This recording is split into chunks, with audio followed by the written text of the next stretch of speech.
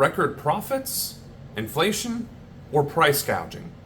That's the question that McDonald's is really trying to answer. My name is Samuel Ronan, and I hope to be your president one day.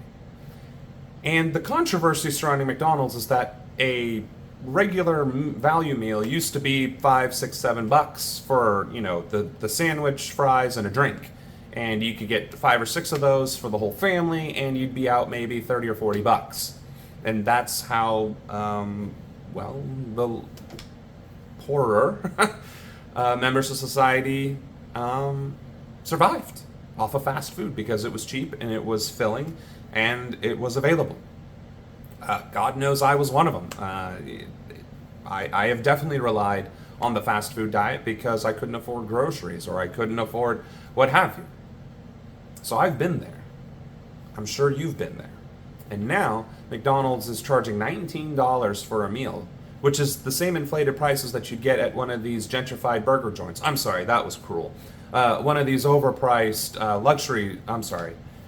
one of these middle range restaurants, like going to Applebee's, right?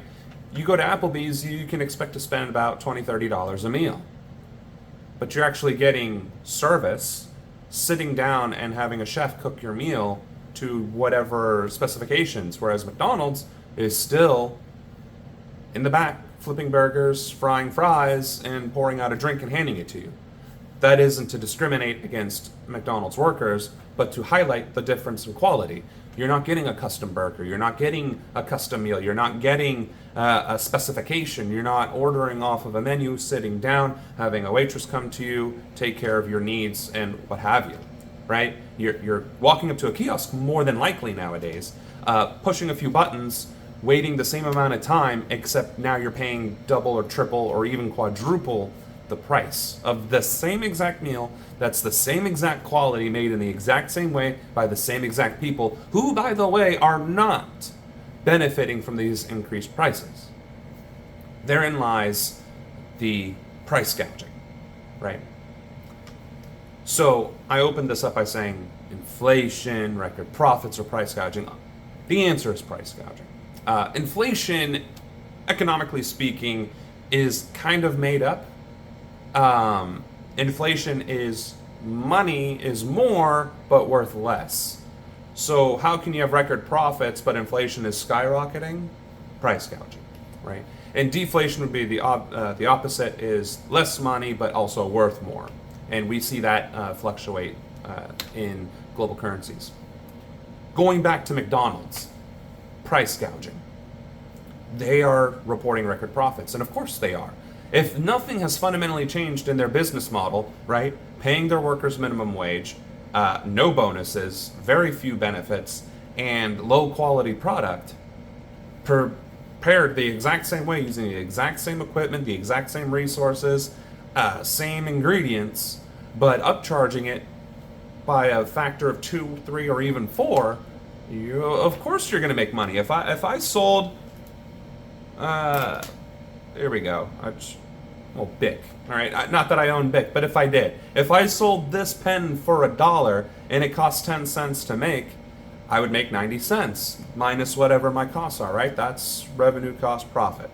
If I sold this same pen that I had previously sold for $1 and made 90 cents on, and now chose to sold it, if I chose to sell it for $3, I would make $2.90 worth of profits, revenue, what have you. Or rather, actually, just that additional $2 in straight up profits, because the revenue costs, right, the 90 cents in minus expenses, pay, and all that other fun stuff, would have had its own profit margin. Call it 30 cents. So if I simply raise the price by $2 to $3 and now sell this $1 pen for $3, I have literally just added $2 worth of margin, i.e. profit, to my 30 cents of profit, making it $2.30 per sale. Is that inflation? Is that record profits? And how did that happen? Price gouging. And that is what is happening all across the country in every single sector of industry in our society. And we can and must put an end to it. Several ways. Boycotting.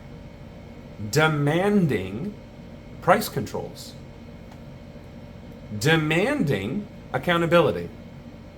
How do you demand? Getting involved in your electoral process, writing letters to your councilman, your mayor, your state rep, your state senator, or even your federal representatives. Yes, writing a letter works. Yes, emails do work. Yes, calling does work. Why? Because the more you harass these people, the less they can ignore you, the less they can spend talking to, their donors, and the more they have to do their job. So, be relentless. Be a pain in their ass. And start holding these criminals accountable.